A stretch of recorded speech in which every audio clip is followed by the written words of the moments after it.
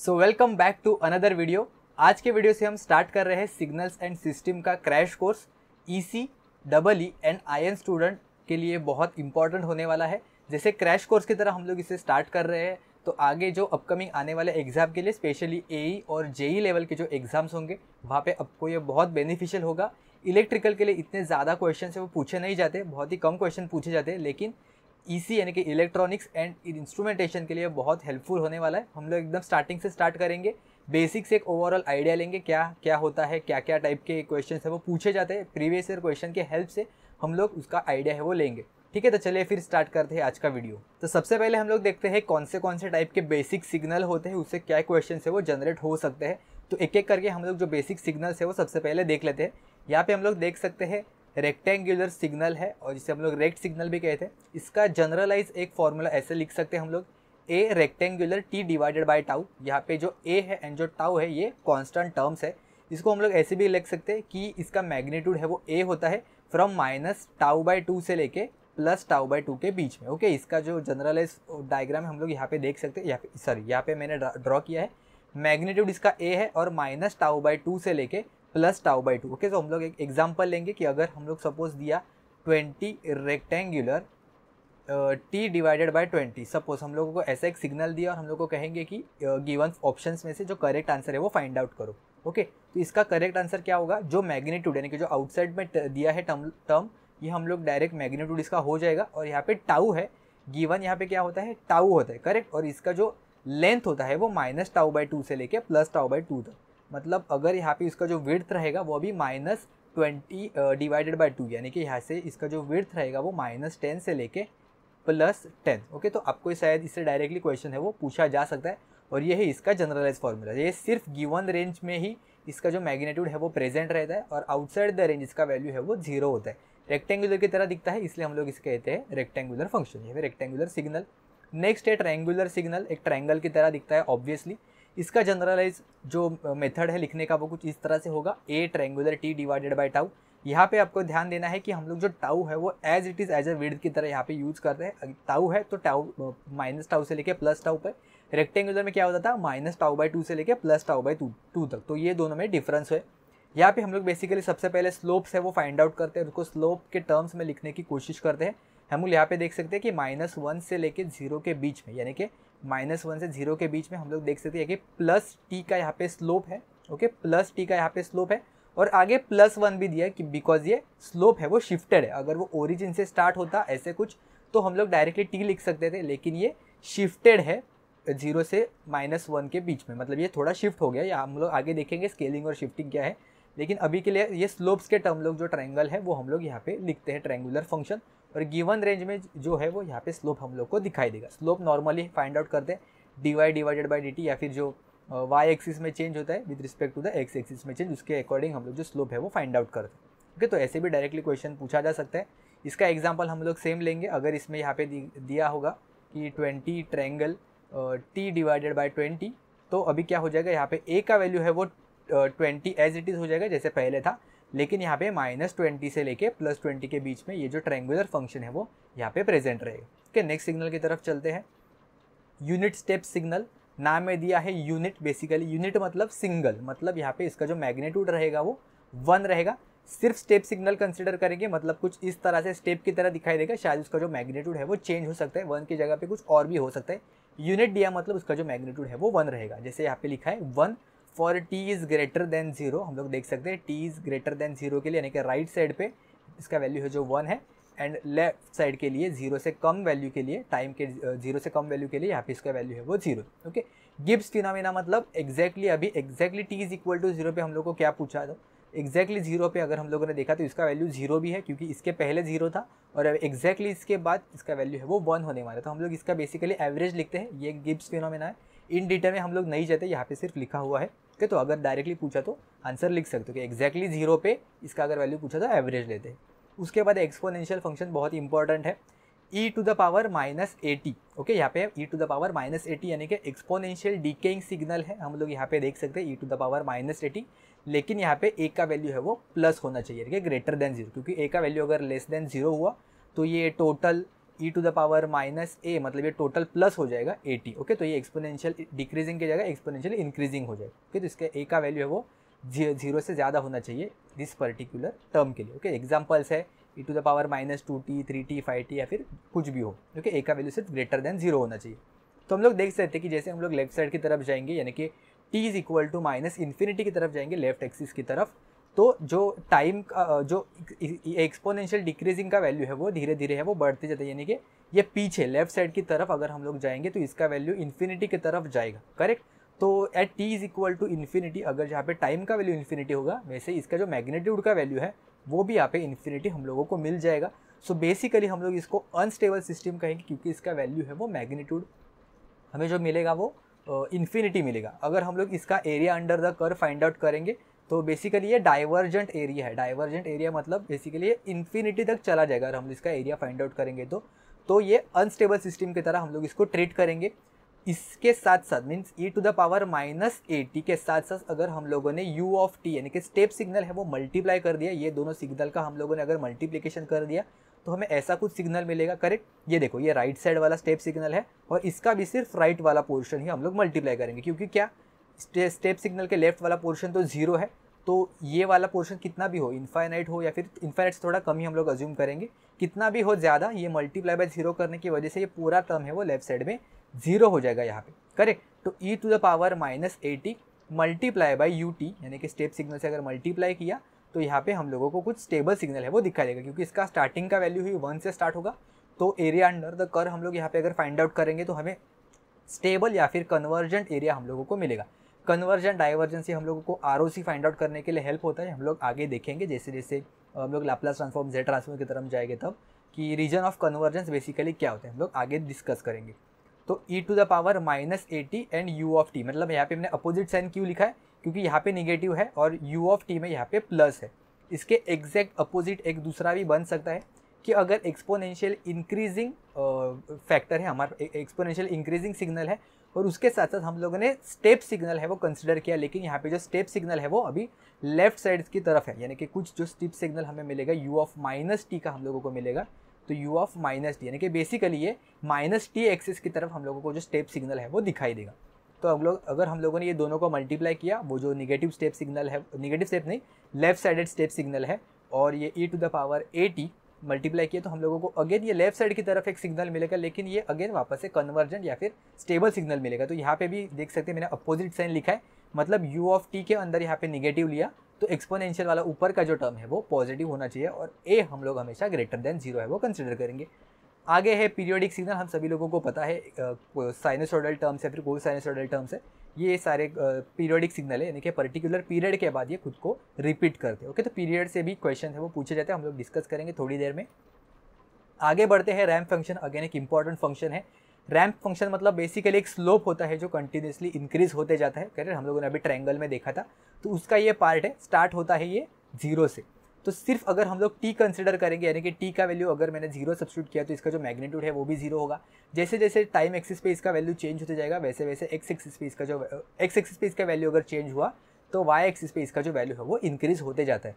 तो हम लोग ऐसे भी कह सकते हैं कि जैसे ही ये t टेंड्स टू इन्फिनिटी पे जाएगा तो अगेन ये जो इसका जो मैग्नीट्यूड है वो भी इन्फिनिटी को रीच करेगा। करेक्ट, तो अगर हम लोगों को पूछा कि रैंप सिग्नल एक स्टेबल सिग्नल है कि अनस्टेबल सिग्नल है, तो हम लोग इसे कह सकते हैं कि ये अनस्टेबल सिग्नल है, क्योंकि अगर टाइम का इन्फिनिटी कर दिया हम लोगों ने तो यहाँ पे मैग्नीट्यूड है वो भी इनफाइनाइट पे चला जाएगा। तो slope under the area under the curve अगर हम लोग इसका फाइंड आउट करेंगे तो हम लोगों को वापस ये अनस्टेबल मिल जाता है। ओके, तो हम लोग क्या कर सकते हैं, अगर सिर्फ टी ड्रॉ किया ना, सिर्फ अगर हम लोगों ने टी ड्रॉ किया मीन सिर्फ ये इतना वाला पोर्शन अगर हम लोगों ने ड्रॉ किया तो ये क्या होता है, टी है वो कुछ इस तरह से दिखाई देगा। करेक्ट, निगेटिव में भी दिखाई देगा और पॉजिटिव में भी दिखाई देगा, लेकिन हम लोग अगर इसको u ऑफ टी से मल्टीप्लाई करेंगे तो ये सिर्फ हमें फर्स्ट क्वाड्रेंट में मिलेगा।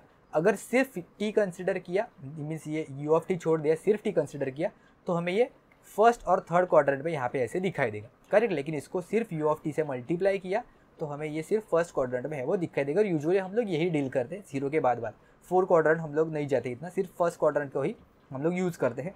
3 मल्टीप्लाई बाय आर टी, मतलब अभी क्या होगा, इसका जो स्लोप है इसका वैल्यू है वो 3 टाइम्स है वो हो जाएगा।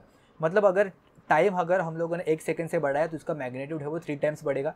अगर 1 सेकंड से अब इसका वैल्यू बढ़े तो अगेन 3 टाइम्स बढ़ाएगा। लेकिन मतलब क्या है बेसिकली dy/dt अगर हम लोग करेंगे तो इसका जो वैल्यू है वो हम लोगों को 3 मिलेगा। मतलब यहाँ पे t अगर 2 दिया तो यहाँ पे हम लोगों को 6 मिलेगा। अगर t का वैल्यू 3 सेकंड है तो यहाँ पे इसका जो मैग्नीट्यूड है वो हम लोगों को कुछ 9 मिलेगा। यानी स्लोप है उसका 3 टाइम्स होगा। ओके, तो ये जनरलाइज टर्म है, एक बार देख लेना। ये u ऑफ t से हम लोगों ने यहाँ पे मल्टीप्लाई किया है, जहाँ पे t इज़ ग्रेटर देन 0 के लिए इसका वैल्यू है वो 1 है। तो टोटल ओवरऑल अगर रैंप का पूछा तो ये कुछ इस तरह से जनरलाइज फार्मूला होता है। तो जनरलाइज फार्मूला के टर्म्स में शायद आपको पूछा जा सकता है कि ये जो गिवन सिग्नल है ये कौन सा सिग्नल है, रैंप सिग्नल है, पैराबोला सिग्नल है, एक्सपोनेंशियल सिग्नल है एंड ऑल दैट। ओके, तो जनरलाइज टर्म भी आपको पता होना चाहिए। नेक्स्ट है हमारा डेल्टा फंक्शन। ओके, बहुत इंपॉर्टेंट डेल्टा फंक्शन है। कैसे दिखता है डेल्टा फंक्शन? ये लाई करता है सिर्फ ओरिजिन पे, यानी कि डेल ऑफ टी। ओके, यहाँ पे जो आर्ग्यूमेंट है उसका वैल्यू हम लोग 0 सब्स्टिट्यूट करेंगे। टी का वैल्यू अगर हम लोगों ने जहाँ ये आर्ग्यूमेंट मीन्स बेसिकली ये ब्रैकेट के अंदर जो कुछ भी लिखा है जिसे हम लोग कहते हैं आर्ग्यूमेंट। ओके, ब्रैकेट के अंदर जो लिखा है उसे हम लोग कहते हैं आर्ग्यूमेंट। अगर आपको नहीं पता है तो कॉपी में लिख लेना आर्ग्यूमेंट। तो इसे हम लोग इक्वल टू जो ब्रैकेट है उसके हम लोग इक्वल टू 0 सब्स्टिट्यूट करते हैं और जो कोई भी टी का वैल्यू आएगा वहाँ पे ये पर्ल सिग्नल है वो हम लोगों को दिखाई देता है। पर्ल सिग्नल यानी कि बेसिकली डेल्टा सिग्नल। तो यहाँ पे मैंने बाहर 1 लिखा है, तो 1 का मतलब क्या होता है? इसका मैग्नीट्यूड 1 होता है क्या? नहीं, इसका मैग्नीट्यूड 1 नहीं होता है, इसका जो एरिया होता है वो 1 होता है। ओके, यानी यहाँ पे लिखा भी है कि डेल्टा फंक्शन का जो एरिया है वो 1 होता है। यहाँ पे मैथमेटिकल टर्म्स में भी लिखा है integration of del T from -minus infinity से लेके इन्फिनिटी तक। अगर हम लोग इंटीग्रेट करेंगे ये सिग्नल को तो इसका जो एरिया है वो 1 मिलता है। तो फिर इसका मैग्नीट्यूड कितना होता है? तो इसका जो मैग्नीट्यूड है वो इनफाइनाइट होता है। ओके, इसका जो एरिया है वो 1 होता है और इसका जो मैग्नीट्यूड है वो इनफाइनाइट होता है। इसके वजह से हम लोग यहाँ पे एरो दिखाई देता है। करेक्ट, एरो हेड है मतलब ये टूवर्ड्स इन्फिनिटी तक ऊपर है वो चला जाएगा। Exactly t is equal to 0 पे ये एग्जिस्ट करेगा।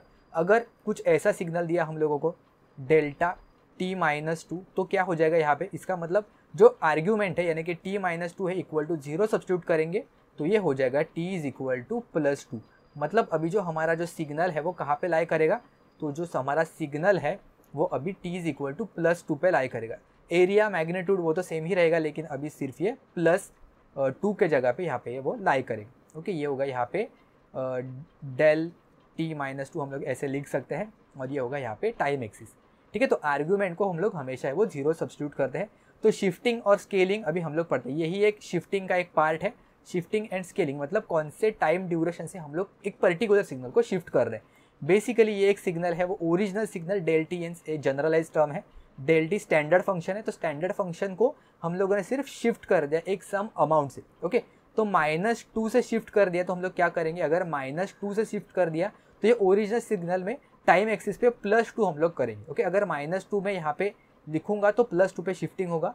सिमिलरली और एक बार मैं दिखा देता हूँ दूसरे टर्म्स में कि अगर डेल्टा का वैल्यू मैंने t+3 कर दिया तो यहाँ पे क्या हो जाएगा? t+3 इक्वल टू हो जाएगा ये 0, मतलब अभी t इज इक्वल टू हो जाएगा अभी ये -3। ओके, तो ये अभी नया सिग्नल है डेल्टा t+3, तो ये कहाँ पे लाई करेगा? तो ये लाई करेगा डेल्टा t+3 ये लाई करेगा अभी -3 पे। ओके, मतलब क्या होगा? अगर मैंने यहाँ पे +3 लिखा आर्ग्यूमेंट में तो ओरिजिनल सिग्नल है वो -3 से टाइम एक्सिस पे शिफ्ट हो जाएगा टूवर्ड्स लेफ्ट साइड। यहाँ पे +3 हुआ तो यहाँ पे -3 हो जाएगा। ओके, यहाँ पे -2 हुआ तो यहाँ पे टाइम एक्सिस पे +2 से यहाँ पे शिफ्टिंग होगा, exact opposite. Okay, delay advancing जैसे हम लोग इलेक्ट्रिकल में लैगिंग और लीडिंग का कंसेप्ट पढ़ते हैं ना, सिमिलर है यहाँ पे डिले और एडवांसिंग का। ओके, यहाँ पे जाते हैं शिफ्टिंग, जहाँ पे स्टैंडर्ड लिखा है। शिफ्टिंग करने के वजह से कोई भी अगर जो ओरिजिनल सिग्नल है ना उसके विड्थ पे कभी उसका कुछ असर नहीं होता। मतलब अगर हम लोग यहाँ पे देखेंगे जो सिग्नल है it is lying between the 1 and 3। Okay, so basically the width of this signal is 2। Correct, अगर हम लोगों ने यहाँ पे शिफ्टिंग कर दिया t-2 से हम लोगों ने इसका शिफ्टिंग कर दिया तो मैंने क्या कहा था कि जो टाइम एक्सिस पे जो यहाँ पे जो कोई भी जितना विड्थ है हर एक जो इसका इंस्टेंट है इसमें +2 है वो ऐड कर दो। अगर -2 का शिफ्टिंग है तो इसमें +2 ऐड कर दो, मतलब -1 पे मैं +2 करूँगा तो ये हो जाएगा +3 और 3 पे अगर मैंने +2 कर दिया तो ये हो जाएगा +5। तो सिर्फ जो सिग्नल है ये शिफ्ट हो जाएगा, जैसा नाम हो रहा है कोई भी शिफ्टिंग हम लोग करते हैं तो ऐसा नॉर्मली ये शिफ्टिंग हो जाएगा, but its width will remain as it is. Width पे कोई भी इसका असर है वो नहीं होगा। इसे हम लोग कहते हैं delay. The second one is advancing, मतलब क्या ये पहले चालू होगा बेसिकली। जैसे हम लोग लैगिंग और लीडिंग कैसे पढ़ते हैं, अगर कोई भी एक पर्टिकुलर टाइम इंस्टेंट के बाद चालू होगा, अगर ये मेरा ओरिजिनल सिग्नल है करेक्ट, और जो दूसरा सिग्नल है वो इसके बाद चालू होगा, मतलब ये राइट साइड से शिफ्टिंग है, मतलब ये डिलेड सिग्नल है क्योंकि ये लेट चालू हो रहा है और ये लेट फिनिश हो रहा है, तो इसका मतलब ये डिलेड सिग्नल है करेक्ट। तो सिमिलरली जैसे हम लोग लैग कहते हैं वैसे ये डिले सिग्नल है। एडवांसिंग मतलब ये लीडिंग सिग्नल है, मीन्स टाइम एक्सिस पे ये पहले से स्टार्ट होगा करेक्ट, ये पहले स्टार्ट हो रहा है और ये पहले फिनिश हो रहा है, ये ओरिजिनल सिग्नल से, ये अपना ओरिजिनल सिग्नल है। से एडवांसिंग T+3 अगर मैंने यहाँ पे कर दिया, +3 का शिफ्टिंग मतलब यहाँ पे जो ओरिजिनल टाइम ड्यूरेशन है, तो टाइम ड्यूरेशन पे मैं +3 का शिफ्टिंग है तो -3 से उसको जो नया विड्थ है वो यहाँ पे हम लोगों को मिल जाएगा, मतलब 1 -3 एंड 3 -3, मतलब अभी नया जो विड्थ मिलेगा वो मुझे मिलेगा, सॉरी यहाँ पे होगा -2 से लेके ये होगा 0 के बीच में, तो यही मैंने यहाँ पे ड्रॉ किया, -2 से 0 के बीच में इसका जो विड्थ है वो एज इट इज़ रहेगा। ओके, आपको बहुत सारे स्टूडेंट को ये चीज़ें पता रहेंगी, बहुत ही बेसिक है, लेकिन कुछ स्टूडेंट्स है वो अभी जिन्होंने स्टार्ट किया है 6 मंथ पहले, 4 मंथ पहले, या फिर फर्स्ट टाइम जो एग्जाम दे रहे हैं, तो उनके लिए हम लोग ये कवर कर रहे हैं। शायद बहुत सारे स्टूडेंट बहुत सालों से पढ़ रहे हैं लेकिन फिर भी वो सिग्नल सिस्टम है वो कवर नहीं करते। तो सिग्नल सिस्टम एक बहुत आसान सा टॉपिक है, सिर्फ अपने को बहुत बेसिक ही पढ़ना है, ज़्यादा डीप में नहीं जाना है, क्योंकि AJA में इतने डिफिकल्ट क्वेश्चन है वो नहीं पूछे जाते। तो जो अपने लिए इंपॉर्टेंट है वही हम लोग यहाँ पे पढ़ रहे हैं। ठीक है, बढ़ते हैं शिफ्टिंग के बाद स्केलिंग की तरफ। स्केलिंग मतलब क्या, बेसिकली क्या समझ में आ रहा है? स्केल का मतलब है या तो कम होना या फिर ज़्यादा होना। स्केलिंग मतलब एक कोई भी टाइम ड्यूरेशन को हम लोग मल्टीप्लाई करते हैं एक पर्टिकुलर एक कांस्टेंट से, so A is a real constant. Okay, अगर मैग्नीट्यूड ऑफ A, मैग्नीट्यूड ही कंसिडर करेंगे हम लोग, साइन कंसिडर नहीं कर रहे, अगर magnitude of A is lesser than 1 अगर हम लोगों ने यहाँ पे सब्स्टिट्यूट किया, मतलब यहाँ पे हम लोग देख सकते हैं 1/3 A का वैल्यू अगर हमने सब्स्टिट्यूट किया 1/3 विच इज़ लेसर देन 1, तो जो सिग्नल है मेरा वो एक्सपांड होगा। ओके, मतलब क्या है, अभी ये जो ओरिजिनल सिग्नल है इसका विड्थ था 3, अगर मैंने f ऑफ 1/3t अगर मैंने ड्रॉ किया तो इसका जो विड्थ है देखो 3 टाइम्स है वो बढ़ गया। सिमिलरली अगर मैंने 2t से इसको मल्टीप्लाई किया, टाइम को मैंने t के जगह पे 2t सब्स्टिट्यूट किया, तो यहाँ पे A का वैल्यू है वो ग्रेटर देन 1 है करेक्ट। तो इसका मतलब जो सिग्नल है मेरा वो कंप्रेस हो जाएगा। तो यहाँ पे सबसे पहले विड्थ था 3 और इसका वैल्यू कंप्रेस होकर अभी हो जाएगा 3/2। तो हम लोग विड्थ को जो कोई भी A दिया है, यानी कि यहाँ पे जो A रहेगा उससे हम लोग यहाँ पे डिवाइड करेंगे। मैग्नीट्यूड ऑफ A से साइन भी लिया तो भी चलेगा, उसमें सिर्फ मिरर इमेज होता है, वो हम लोग अभी देखेंगे नेक्स्ट स्लाइड पे। विड्थ डिवाइडेड बाय A करेंगे करेक्ट। तो अगर A का वैल्यू ग्रेटर देन 1 हुआ तो क्या करेंगे हम लोग, A का वैल्यू ग्रेटर देन 1 हुआ तो ये हो जाएगा कंप्रेस, और A का वैल्यू अगर लेस देन 1 हुआ तो ये होगा एक्सपांड। लेकिन हम लोग ड्रॉ कैसे करेंगे देखते हैं। अगर f ऑफ 2t हुआ तो क्या करेंगे, जितना भी विड्थ ड्यूरेशन तो हर एक टाइम इंस्टेंट को हम लोग डिवाइडेड बाय 2 करेंगे। ओके, यहाँ पे मैंने लिखा भी है विड्थ डिवाइडेड बाय 2, मतलब टाइम ड्यूरेशन लेंगे, ये 2 है इसको डिवाइडेड बाय 2 करेंगे, ये 5 है इसको डिवाइडेड बाय 2 करेंगे, मतलब ये अभी जो नया है कहाँ पर आएगा 1 और 5/2 के बीच में correct. 2 divided by 2 is equal to 1 and 5 divided by 2 is equal to 2.5। तो ये अभी जो नया सिग्नल है ये 1 से लेके 2.5 के बीच में लाई करेगा। सिमिलरली अगर मैंने 1/3 से इसको 1/3t कर दिया तो क्या करूँगा मैं, 2 डिवाइडेड बाय भी as it is width divided by जो कोई भी A का वैल्यू रहेगा वो, तो ये हो जाएगा 6 correct, and again 5 divided bye 1/3, तो ये 3 है वो ऊपर चला जाएगा और ये हो जाएगा 15। तो नया signal will lie between the 6 and 15। Okay, तो इसका जो वैल्यू है वो अभी एक्सपांड हो जाएगा या फिर कंप्रेस हो जाएगा। तो यहाँ पे हम लोग सिर्फ मैग्नीट्यूड कंसिडर कर रहे हैं। अगर हम लोगों ने साइन कंसिडर किया, जैसे यहाँ पे मैं कर रहा हूँ स्पेशल केस, तो A का वैल्यू अगर मैंने -1 या फिर कोई भी -2 -3 अगर कंसिडर किया, तो जैसे ही माइनस में सब्स्टिट्यूट करूँगा तो ये क्या हो जाएगा, बेसिकली हम लोगों को मिरर इमेज लेना है y एक्सिस की तरफ। Okay, we will just take the mirror axis C, we will get the mirror image about the y axis. यहाँ पे हम लोगों ने सिर्फ मिरर इमेज यानी कि उल्टा पुल्टा कर देना है, जैसा राइट साइड पे था वैसा ही लेफ्ट साइड पे आ जाएगा यहाँ पे, यानी कि -2 से लेके -5 के बीच में। ओके, ये वाला चला जाएगा, हम लोग दोनों ने ड्रॉ करेंगे, इसका मिरर इमेज है वो ये हो जाएगा। ओके, यहाँ पे है f ऑफ t, यहाँ पे है f ऑफ -t। ओके, तो t अगर मैंने उल्टा कर दिया तो टाइम एक्सिस पे वो रिवर्स है, वो फ्लिप हो जाएगा बेसिकली। ओके, हॉरिजॉन्टल फ्लिप, तो rotate signal by 180 degree about y axis. Okay, तो स्पेशल केस मैंने अलग लिखा, लेकिन आप जो स्केलिंग है उसमें डायरेक्टली भी मल्टीप्लाई कर सकते हैं, आपको सिर्फ प्रैक्टिस करोगे तो इजीली है वो समझ में आ जाएगा। तो कुछ एग्जांपल्स देख लेते हैं। f ऑफ t को अगर हम लोगों को f ऑफ -2t करना है, मतलब यहाँ पे स्केलिंग भी है और इन्वर्जन भी है, तो हम लोग साथ साथ में कर सकते हैं या फिर 1 बाय 1 कर सकते हैं। तो सबसे पहले 2 है, सिर्फ अगर हम लोग मैग्नीट्यूड कंसिडर करेंगे तो A क्या वैल्यू है ग्रेटर देन 1, मतलब यहाँ पे कंप्रेस हो जाएगा 2 डिवाइडेड बाई 2 या फिर हम लोग ऐसे कर सकते हैं 2 डिवाइडेड बाय -2 डायरेक्ट कर सकते हैं, 5 डिवाइडेड बाय -2। ओके, तो ये सिग्नल है, ये डायरेक्टली अभी आ जाएगा -1 से लेके 5/2 से। यहाँ पे शायद कन्फ्यूजन हो सकता है, यहाँ पे अभी सिमेट्रिकल सिग्नल था तो कोई प्रॉब्लम नहीं है, लेकिन अगर यहाँ पे अगर कुछ ट्रायंगुलर ऐसा कुछ होता, अनइवन या फिर ऑड सिग्नल होता तो प्रॉब्लम हो सकता है, क्योंकि यहाँ का जो पॉइंट है वो यहाँ पे आ जाएगा और ये वाला पॉइंट है वो यहाँ पे आ जाएगा, क्योंकि मिरर सिग्नल है। करेक्ट, तो एक काम करो, सबसे पहले सिर्फ मैग्नीट्यूड से डिवाइड करो, 2/2 5/2, मतलब ये यहीं पे सिग्नल आ जाएगा 1 से लेके 5/2 के बीच में, और फिर उसका मिरर इमेज लो। ठीक है, तो आपको कोई भी प्रॉब्लम है वो नहीं होगा। सिमिलरली यहाँ पे ऐसे ही होगा, सबसे पहले ये एक्सपांड कर लो ये जो सिग्नल है, और उसके बाद उसका मिरर इमेज लेना। नेक्स्ट है combination of scaling and shifting. अगर साइमल्टेनियसली दोनों ड्रॉ करने के लिए बोला तो हम लोग क्या करेंगे वहाँ पे, यहाँ पे हम लोग देख सकते हैं कि शिफ्टिंग भी है और स्केलिंग भी है। तो सबसे पहले अगर हम लोगों ने स्केलिंग किया और बाद में शिफ्टिंग किया तो प्रॉब्लम हो सकता है, समझने के लिए थोड़ा कन्फ्यूजन हो सकता है। यहाँ पे mapping of variable only not argument, तो हम लोग क्या करते हैं, टी के जगह पे अगर हम लोगों ने t+3 या फिर टी के जगह पे अगर हम लोगों ने 2t कर दिया तो ये ऐसा ही होता है कि हम लोग वेरिएबल को हम लोग मैप करते हैं, बेसिकली आर्ग्यूमेंट को मैप नहीं करते। यहाँ पे लिखा भी है कि mapping of variable only and not an argument. मतलब क्या कि सपोज अगर हम लोगों ने स्केलिंग कर दिया फर्स्ट, यहाँ पे 2t के जगह पे 2t है वो हम लोगों ने पुट कर दिया और फिर 2t को +3 कर दिया। ओके, तो ऐसा नहीं चलेगा। ये देखो यहाँ पे सबसे पहले f(2t) ड्रॉ किया और बाद में उसको फिर शिफ्ट कर दिया, तो ऐसा हो सकता है क्या? नहीं, ऐसा नहीं हम लोग कर सकते। आर्ग्यूमेंट को मैप नहीं करना है, यानी कि 2t अभी हमारा नया आर्ग्यूमेंट हो गया, करेक्ट, ये अभी हमारा नया आर्ग्यूमेंट है, इसको +3 नहीं कर सकते, ये आर्ग्यूमेंट को हम लोगों ने मैपिंग कर दिया, ऐसा हुआ। फिर 2t के पहले 2t करने के बाद अगर हम लोगों ने सिर्फ t को भी मैप कर दिया, यानी कि वेरिएबल को, तो क्या मिल जाएगा हम लोगों को f(2t + 6) अगर ब्रैकेट ओपन कर दिया तो। लेकिन क्या चाहिए हम लोगों को एक्चुअल में f(2t + 3)। तो हम लोगों को एक्चुअल में कैसा करना पड़ेगा, अगर सपोज हमने 2t सबसे पहले किया तो अभी t + 3/2 से हम लोगों को शिफ्ट करना पड़ेगा। तो अगर हम लोग ये ब्रैकेट ओपन करेंगे तो मिलेगा हमें 2t + 3, करेक्ट। तो यहाँ पे थोड़ा कन्फ्यूजन हो सकता है कि ये 3/2 से हम लोगों को मैपिंग करना है। तो स्केलिंग और शिफ्टिंग ये वाला मेथड हम लोग नहीं करेंगे। हम लोग क्या करेंगे, सबसे पहले शिफ्टिंग करेंगे और उसके बाद में हम लोग स्केलिंग करेंगे, यानी कि f(t) को सबसे पहले f(t + 3) करेंगे, करेक्ट।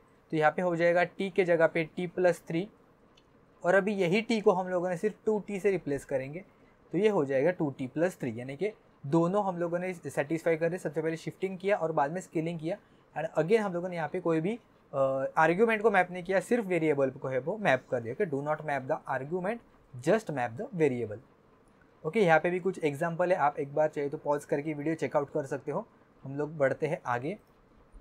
तो यूनिट स्टेप फंक्शन हम लोगों ने पहले देखा था, स्टेप फंक्शन या फिर यूनिट स्टेप फंक्शन, ये होता है, ये चालू होता है 0 से, यानी कि स्टेप जो है वो हम लोगों को मिलता है 0 से।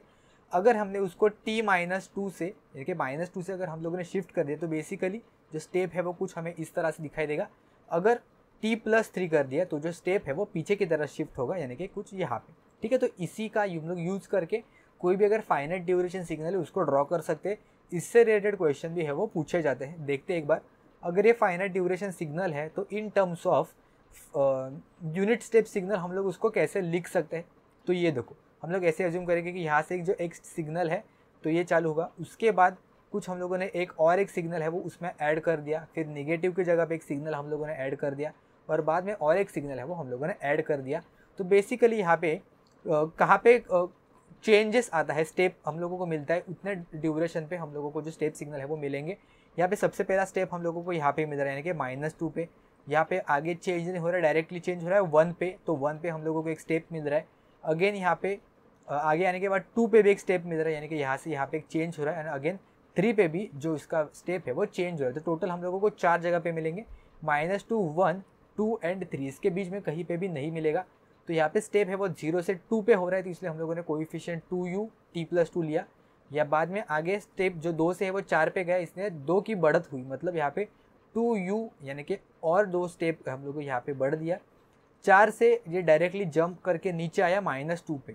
सो 4 से पहले 0 पे आया, मतलब 4 से डाउन हुआ और नीचे ये 2 की तरफ चला गया, यानी कि 4 से लेके 0, यानी कि 4 से कम हुआ और 2 से कम हुआ, यानी कि टोटल 6 अमाउंट से ये कम हुआ। तो इसलिए -6 times of the u of t - 2, यानी कि हम लोगों ने बेसिकली हम लोग ऐसे कह सकते हैं कि t-2 पे t+2 पे हम लोगों ने एक -6 मैग्नीट्यूड का जो स्टेप सिग्नल है वो ऐड कर दिया, करेक्ट। एंड 2 से वापस ये एक बार 0 पे आया, तो इसलिए हम लोगों को एक फाइनाइट ड्यूरेशन सिग्नल मिला।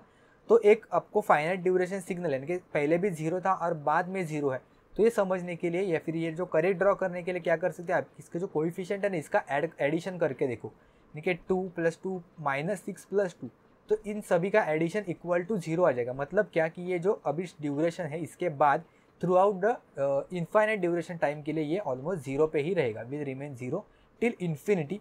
तो अगर आपको डिफरेंट ऑप्शन देंगे, 4 ऑप्शन, तो उसमें से भी आप चेकआउट कर सकते हो कि जिसका कोएफिशिएंट का एडिशन अगर 0 आया और ये लास्ट में अगर 0 पे ही रह रहा है ऑब्वियसली, तभी इसका आंसर है वो करेक्ट आ जाएगा। अगर जो कोई भी सिग्नल है वो इनफाइनाइट ड्यूरेशन के लिए अगर -2 पे रहेगा, तो अगर हम लोगों ने सभी कोएफिशिएंट का इसमें से ऐड कर दिया ना, तो उसका फाइनल आंसर है वो -2 आ जाएगा। ये देखो 2 + 2 एंड -6, ओके। यही सिग्नल को हम लोगों ने यूनिट स्टेप सिग्नल के टर्म्स में लिखा है। तो 2 + 2 -6 = होता है -2, यानी कि अब ये इन्फिनिटी तक t =इन्फिनिटी तक इसका जो वैल्यू है वो -2 पे ही रहेगा। और फाइनाइट ड्यूरेशन मतलब एक सर्टन टाइम के बाद वो 0 पे आके थ्रू आउट द टाइम के लिए वो 0 पे ही रहेगा, ऐसा हम लोग समझ सकते हैं यहाँ से। आगे अगर हम लोगों को ऐसा फाइनाइट ड्यूरेशन सिग्नल मिला तो हम लोग देख सकते हैं कि यहाँ पे कुछ रैंप है, उसके बाद एक स्टेप सिग्नल है और अगेन रैंप है। तो ओके, तो यहाँ पे हम लोग रैंप के टर्म्स में या फिर स्टेप्स के सिग्नल के टर्म्स में लिख सकते हैं। सबसे पहले अगर हम लोग देख सकते हैं कि एक नॉर्मल 0 स्लोप है, उसके बाद स्लोप यहाँ पे बढ़ा, फिर हम लोग ऐसे कह सकते हैं कि और एक स्लोप है वो वापस से कम हुआ, करेक्ट। जो पहले स्लोप बढ़ा था वो स्लोप वापस से कम हुआ, इसलिए वो फ्लैट हुआ, करेक्ट। ये स्लोप पहले इंक्रीज हुआ, बाद में वही अमाउंट ऑफ जो स्लोप है वो कम हुआ, यहाँ पे आगे आगे 0 तक हुआ, कंटिन्यूसली ये स्लोप है वो यहाँ से चेंज हुआ अगेन, करेक्ट। कहाँ पे चेंज हुआ? 2 पे, यानी कि -2 पे स्लोप चेंज हुआ, तो इसलिए अगेन ये जो स्लोप है वो डाउनवर्ड्स की तरफ आया। लेकिन हम लोग देख सकते हैं कि आगे वापस से ये 0 की तरफ आ रहा है, करेक्ट। अगर ये स्लोप आगे रहता तो ये कंटिन्यूसली ऐसा नीचे चला जाता, करेक्ट, ऐसा कंटिन्यूसली आगे नीचे चला जाता, लेकिन नीचे नहीं जा रहा है, ये अगेन वापस से 0 पे आ रहा है, करेक्ट। ये स्लोप है वो, इसका मतलब हम लोग पॉजिटिव स्लोप है वो इसमें अगेन ऐड कर रहे हैं एट 5 पे, ओके। तो यहाँ पे सबसे पहले ये जो स्लोप है वो कंटिन्यूसली पहले ऐड से बढ़ता रहा था, अगर हम लोग चेंज नहीं करते तो इसलिए मतलब यहाँ पे हम लोगों ने एडिशनली स्लोप है वो ऐड कर दिया, करेक्ट। एक नेगेटिव स्लोप है वो ऐड कर दिया है या फिर स्लोप है वो घटाया है सेम अमाउंट से, इसलिए अगेन हम लोग को फ्लैट मिला, यानी कि कोई भी स्लोप वहाँ पे नहीं है। तो रैम्प के सिग्नल, रैम्प के टर्म्स में या फिर यूनिट स्टेप के या फिर स्टेप्स के टर्म्स में हम लोग कोई भी सिग्नल है फाइनाइट ड्यूरेशन का वो लिख सकते हैं। अगर कुछ भी डाउट है, इससे नहीं समझ में आ रहा है, नीचे कमेंट्स में पूछ सकते हो या फिर मुझे टेलीग्राम पे मैसेज कर देना। आगे है differentiation and integration of the basic signal, इससे भी डायरेक्टली क्वेश्चन पूछा जाता है, या फिर समझने के लिए हम लोग सबसे पहले देख लेते हैं। सबसे पहले आता है हमारा डेल्टा टी, यानी कि इम्पल्स सिग्नल। इसको अगर हम लोगों ने इंटीग्रेट कर दिया तो हम लोगों को मिलता है स्टेप सिग्नल, जिसको हम लोग डिनोट करते हैं यू ऑफ टी से, करेक्ट। यू ऑफ टी को अगर मैंने वापस से एक बार इंटीग्रेट कर दिया तो मुझे मिलता है ramp signal R of T, जिसे हम लोग कहते हैं। और आर ऑफ टी को अगर मैंने और एक बार इंटीग्रेट किया तो मुझे मिलता है पैराबोलिक सिग्नल, कि मैं पी ऑफ टी से इसको डिनोट करूँगा। चाहिए तो मैं यहाँ पे वर्ड्स में लिखता हूँ। ये मिलता है हमें इम्पल्स सिग्नल, फिर यहाँ पे हम लोगों को मिलता है स्टेप सिग्नल, फिर यहाँ पे मिलता है हमें रैंप सिग्नल, और यहाँ पे हम लोगों को आखिर में मिलता है पैराबोला, कि पैराबोलिक सिग्नल, पैराबोला। अगर हम लोगों को रिवर्स ऑर्डर में आना है तो क्या करना पड़ेगा? पैराबोला से अगर हम लोगों को रैंप सिग्नल चाहिए तो मैं इसको यहाँ पे इसको डिफरेंशिएट कर दूंगा। सिमिलरली अपोजिट आते वक्त हम लोगों को डिफरेंशिएट करना है। रैंप से अगर मुझे स्टेप चाहिए तो मैं d/dt करूँगा तो मुझे स्टेप सिग्नल मिलेगा, और अगर स्टेप सिग्नल को मैंने वापस एक बार डिफरेंशिएट कर दिया तो मुझे मिलेगा इम्पल्स सिग्नल, ओके। इम्पल्स से अगर पूछा कि इम्पल्स से मुझे रैंप सिग्नल चाहिए तो क्या करना पड़ेगा? तो मुझे 2 बार इंटीग्रेशन करना पड़ेगा, करेक्ट। यूनिट स्टेप से अगर मुझे पैराबोला चाहिए तो 2 बार इंटीग्रेट करना पड़ेगा, या फिर वाइस वर्सा। अगर मुझे रैंप से इम्पल्स चाहिए तो मुझे क्या करना पड़ेगा? वही सिग्नल को मुझे 2 बार डिफरेंशिएट करना पड़ेगा। एक बार डिफरेंशिएट किया तो स्टेप मिलेगा, अगर एक बार डिफरेंशिएट किया तो मुझे इम्पल्स सिग्नल मिलेगा, ओके। तो यहाँ पे हम लोग चेकआउट कर सकते हैं कि ये सिग्नल, अब सपोज इन्होंने दिया है given signal F of T, और आपको पूछा differentiation of this F of T with respect to D T है वो क्या हो सकता है। तो आप इसको कैसे लिख सकते हैं? अगर आपको डायरेक्टली समझ में नहीं आ रहा है तो अभी हम लोगों ने फाइनाइट ड्यूरेशन सिग्नल देखा था कि कैसे लिखते हैं in terms of step signal. तो सबसे पहले इसको स्टेप सिग्नल में लिख लो तो आपको यू ऑफ टी के टर्म्स में कुछ ना कुछ मिलेगा, ओके। यहाँ पे स्टेप सिग्नल मिल रहा है 2u ऑफ टी, करेक्ट। तो ये मिलेगा आपको स्टार्टिंग में 2u of T plus 0.5, correct. तो ये इसका मतलब क्या है कि आपको 2 एरिया का यहाँ पे एक सिग्नल मिलेगा, करेक्ट। 2 मैग्नीट्यूड का आपको यहाँ पे मैग्नीट्यूड का नहीं, सॉरी, मैग्नीट्यूड इनफाइनाइट होता है पल्स का। आपको 2 एरिया का यहाँ पे सिग्नल मिलेगा और यहाँ पे ये शिफ्टेड सिग्नल मिलेगा कहाँ पे, -0.5। ओके, यहाँ पे अगेन ये इंक्रीज हो रहा है तो इसलिए यहाँ पे अगेन ये इंक्रीज मिला 3, क्योंकि 2 से लेके 5 पे यहाँ पे इंक्रीज हो रहा है स्टेप, तो मतलब 3 का यहाँ पे एरिया वाला आपको सिग्नल मिलेगा। अगेन ये 5 से लेके -3 पे आ रहा है, मतलब -8 एरिया का यहाँ पे आपको सिग्नल मिलेगा at time t is equal to 1। Okay, similarly एक इंपॉर्टेंट क्वेश्चन है, यहाँ पे देखो, यहाँ पे सिमेट्रिकल सिग्नल नहीं है तो यहाँ पे हम लोग रैम्प और डेल्टा के टर्म्स में इसको लिख सकते हैं। अगर इसको हम लोगों ने डिफ्रेंशिएट कर दिया, सबसे पहले क्या होता है, a into R of T minus 2, यानी कि सबसे पहले ये स्टेप सिग्नल इंक्रीज होते जाएगा, स्लोप हम लोगों ने फाइंड आउट किया है।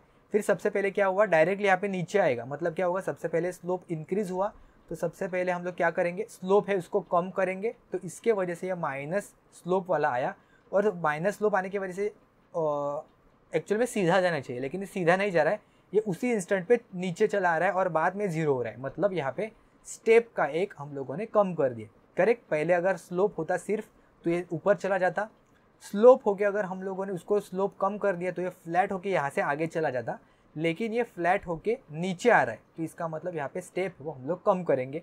तो इसलिए सबसे पहले स्टेप और रैम्प के टर्म्स में इसको लिखेंगे और बाद में इसका डिफ्रेंसिएशन करेंगे, तो इसका कुछ जो सिग्नल है वो हम लोगों को इस तरह से दिखाई देगा। रैम्प का हुआ स्टेप और जो स्टेप था, स्टेप का हुआ हम लोगों को इम्पल्स। ओके, तो इस तरह से कुछ जो सिग्नल है वो हम लोगों को दिखाई देगा यहाँ पे। आगे है causal signal, non causal and anti causal signal. क्या होते हैं फटाफट देख लेते हैं एक बार। Signal is said to be a causal if its value is 0 for t is less than 0 and exist in right hand side only. Causal signal मतलब क्या है, ये सिर्फ ये जो y एक्सिस है उसके राइट साइड पे ही एग्जिस्ट करेगा, लेफ्ट साइड पे इसका जो वैल्यू है वो 0 हो जाएगा। बहुत सिंपल है। नॉन कॉजल मतलब क्या, कोई भी सिग्नल जो कॉजल नहीं है वो होता है नॉन कॉजल, मतलब ये लेफ्ट में भी एग्जिस्ट कर सकता है कंप्लीट, या फिर राइट में भी एग्जिस्ट कर सकता है, थोड़ा पोर्शन लेफ्ट है थोड़ा पोर्शन राइट है, या फिर कंप्लीट लेफ्ट है, तो इसको नॉन कॉजल भी हम लोग कह सकते हैं। ये देखो यहाँ पे फाइनाइट ड्यूरेशन है जो वाई एक्सिस के लेफ्ट साइड पे है भी है, राइट साइड पे भी है, या फिर पूरा का पूरा लेफ्ट साइड पे जा रहा है, तो ये जो सिग्नल है ये कुछ नॉन टाइप के सिग्नल, नॉन कॉजल सिग्नल है। और एंटी कॉजल ये स्पेशल केस है of the non causal signal, जहाँ पे स्ट्रिक्टली जो सिग्नल है वो लेफ्ट हैंड साइड पे ही रहेगा। नॉन कॉजल में क्या होता है कि जो कंप्लीट राइट साइड पे नहीं है, यानी कि जो लेफ्ट साइड पे भी थोड़ा बहुत एग्जिस्ट करेगा, तो उसको हम लोग कहेंगे नॉन कॉजल। लेकिन एंटी कॉजल में क्या रहेगा, यहाँ पे राइट साइड पे कोई भी प्रेजेंट नहीं रहेगा, सिर्फ लेफ्ट हैंड साइड पे सिग्नल है वो प्रेजेंट रहेगा। ओके, सिग्नल के मामले में हमें 3 सिग्नल मिलते हैं, causal, non causal and anti causal. Okay, और हम लोग सिस्टम पढ़ेंगे आगे, वहाँ पे हम लोग को सिर्फ कॉजल और नॉन कॉजल के बारे में ही वहाँ पे हम लोग पढ़ते हैं। ओके, वो causal and non causal system होता है, ये सिग्नल के बारे में हम लोग यहाँ पे पढ़ रहे हैं। आगे क्या होता है, bounded and unbounded signals. So what are the bounded and unbounded signal, word से ही पता चलता है कि its amplitude is finite for all the instants of time from -minus infinity to +plus infinity. तो कोई भी ड्यूरेशन के लिए कोई भी टाइम इंस्टेंट पे इसका जो एम्पलीट्यूड है वो इनफाइनाइट पे नहीं चला जाएगा। जैसे अगर हम लोग देखेंगे स्टेप सिग्नल हुआ तो ये इन्फिनिटी पे नहीं जा रहा है, अगर हम लोग डेल्टा सिग्नल देंगे तो ये इन्फिनिटी पे जा रहा है, अगर हम लोग रैम्प सिग्नल देखेंगे तो ये इन्फिनिटी पे जा रहा है, अगर हम लोग सिर्फ एक्सपोनेंशियल सिग्नल देखेंगे तो ये इन्फिनिटी पे चला जा रहा है। तो ये अनबाउंडेड सिग्नल है। जो कोई भी सिग्नल का एम्पलीट्यूड फिक्स्ड रह रहा है उसको हम लोग कहेंगे बाउंडेड सिग्नल। सो बाउंडेड और unbounded is find out with respect to amplitude and not with respect to time. मतलब टाइम पे वो इनफाइनाइट ड्यूरेशन तक रह सकता है, जैसे कि मैंने बताया स्टेप सिग्नल है वो इनफाइनाइट ड्यूरेशन तक चलता ही जाता है, लेकिन एक कांस्टेंट एम्पलीट्यूड पे वो रहता है, फिक्स एम्पलीट्यूड पे। उसका जो एम्पलीट्यूड है वो इन्फिनिटी पे नहीं जाता है, कांस्टेंट फिक्स रहता है। तो ये कांस्टेंट सिग्नल है। इट में tends to infinity on time axis. तो टाइम एक्सिस पे इन्फिनिटी पे जा सकता है, मैग्नीट्यूड है उसका वो इन्फिनिटी पे नहीं जाना चाहिए। Okay, so these are some of the examples. आप वीडियो पॉज करके देख सकते हो। आगे देखते हैं right hand signal and left side signal, बहुत ही इंपॉर्टेंट है। तो ये कहाँ इसका यूजफुल होता है हम लोग सबसे पहले देखेंगे। It is useful in case of Laplace transform to find out the ROC. ROC जैसे मैंने कहा था अभी थोड़ी देर पहले कि रीजन ऑफ कन्वर्जेंस, जहाँ पे सिस्टम कन्वर्ज होती है या फिर जहाँ पे सिस्टम स्टेबल होती है उसे हम लोग कहेंगे रीजन ऑफ कन्वर्जन। कौन से रीजन में वो कन्वर्ज करते हैं इन डिटेल में आगे देखेंगे हम लोग आने वाले लेक्चर्स में। तो राइट हैंड सिग्नल मतलब बेसिकली जो राइट हैंड पे चला जाएगा राइट साइड पे, लेफ्ट साइडेड मतलब एक लेफ्ट साइड पे चला जाएगा वाई एक्सिस के, या फिर कोई भी लेफ्ट साइड पे वो इन्फिनिटी तक चला जाएगा, राइट साइड पे इसका वैल्यू है वो 0 होगा। एंड फाइनाइट ड्यूरेशन सिग्नल मतलब एक सर्टन ड्यूरेशन के लिए, सर्टन रेंज के लिए वो एग्जिस्ट करेगा, उसके लेफ्ट हैंड साइड पे और राइट हैंड साइड पे वो सिग्नल का वैल्यू है वो 0 हो जाएगी। ठीक है, आई होप ये बेसिक सारी चीज़ें हैं वो आपको समझ में आ गई होंगी। इससे रिलेटेड क्वेश्चन भी है वो फटाफट एक बार चेक कर लेते हैं कौन से एग्जाम में पूछे गए थे। तो DFCCIL जूनियर एग्जीक्यूटिव इलेक्ट्रिकल के एग्जाम में 2021 में, अभी जो एग्जाम हुआ था 2 साल पहले, वहाँ पे क्वेश्चन है वो पूछा गया था। जैसे हम लोगों ने अभी देखा था कि एक फाइनाइट ड्यूरेशन का एक सिग्नल दिया है और उसको in terms of step signal में हम लोगों को लिखना है। स्टार्टिंग में क्या हो जाएगा, यहाँ से स्टार्ट हो रहा है, स्टेप कितना हो रहा है 0 से लेके ये 1 पे बढ़ रहा है। करेक्ट, ये देखो यहाँ पे 1 है, यहाँ पे 0 है। 0 से लेके 1 पे, मतलब इसका जो कोएफिशिएंट है वो हम लोगों को 1 मिलेगा। कौन सा 1, पॉजिटिव 1 की नेगेटिव 1? करेक्ट, पॉजिटिव 1, क्योंकि 0 से लेके 1 में बढ़ रहा है। तो हम लोगों को मिलेगा यहाँ पे यू टी ऑफ, यहाँ पे शिफ्टेड सिग्नल है। करेक्ट, ओरिजिनल जो यू ऑफ टी होता तो ये यहाँ से स्टार्ट होता, लेकिन ये यहाँ से स्टार्ट हो रहा है। करेक्ट, पीछे से स्टार्ट हो रहा है, तो मतलब t-1 से शिफ्ट हो रहा है, मतलब हम लोग यहाँ पे t+1 लिखेंगे। तो सबसे पहले देख लेते हैं कि इसका ऑप्शन में प्रेजेंट है क्या। u ऑफ t+1 सबसे पहले होना चाहिए, यहाँ पे है u ऑफ t-1। ओके, तो मतलब ये ऑप्शन नहीं होगा, यहाँ पे u t+1, हाँ ये हो सकता है। माइनस यू टी ऑफ -1, नहीं ये भी गलत है। And minus you t+1, correct, तो ये भी गलत हो जाएगा। हमारा डायरेक्ट आंसर मिल गया। देखो कभी कभी ऐसा होता है, आपको सिर्फ स्टार्टिंग का अगर आपने फाइंड आउट किया तो भी पूरा आंसर सॉल्व करने की ज़रूरत नहीं होती। एक बार ये बाकी के भी जो स्टेप है वो देख लेना। ओके, आपको यही आंसर है वो करेक्ट मिल जाएगा। तो स्टेप बाय स्टेप आपको ऑप्शन भी चेक करते आना चाहिए, नहीं तो आप पूरा टाइम इसी में वेस्ट कर दोगे। 1-2 मिनट अगर यहाँ पे आपने वेस्ट कर दिया तो शायद आपका आंसर है वो आगे आने वाले क्वेश्चन में आप वो यूटिलाइज कर सकते थे। ओके, तो डायरेक्टली हम लोगों को इसका आंसर है वो मिल गया है। बहुत ही सिंपल मेथड है, आप एक बार पॉज करके जो पूरा आंसर है वो चेकआउट कर लेना। नेक्स्ट क्वेश्चन है, देखो ऐसे डायरेक्ट भी इजी क्वेश्चन है वो पूछे जाते हैं। The following diagram denotes the dash function. तो कौन सा फंक्शन है इन्होंने पूछा है, यूनिट स्टेप है, रैम्प है, पैराबोलिक है कि इम्पल्स है। ओके, बहुत ही आसान सा क्वेश्चन है। ये एक यूनिट स्टेप या फिर बेसिकली ये स्टेप सिग्नल ऐसे इन्होंने कहना चाहिए था, क्योंकि इसका वैल्यू 1 नहीं दिया है। अगर 1 देते तो हम लोग इसको यूनिट स्टेप कैसे, लेकिन नॉर्मली ये स्टेप सिग्नल है। ओके, तो यहाँ पे ऑप्शन जो 1 है वो यहाँ पे करेक्ट ऑप्शन हो जाएगा। ये भी DFCCIL का एग्जाम में पूछा गया था, SNT के एग्जाम में ईयर 2016 में। नेक्स्ट क्वेश्चन देखते हैं, which of the following satisfy the given condition. ये भी उसी एग्जाम में पूछा गया था। तो देखो जनरलाइज टर्म में हम लोगों को दिया है, जिसको पूछा है कि कौन सा फंक्शन है यहाँ पे r of t is equal to t for t is equal to और greater than the 0 and t lesser than 0 के लिए 0 है। मतलब हम लोगों को कुछ इस तरह से सिग्नल है वो दिखाई देगा। कौन सा सिग्नल होता है, ramp function. Correct, ramp function या फिर रैम्प सिग्नल। करेक्ट, बहुत ही आसान सा क्वेश्चन था।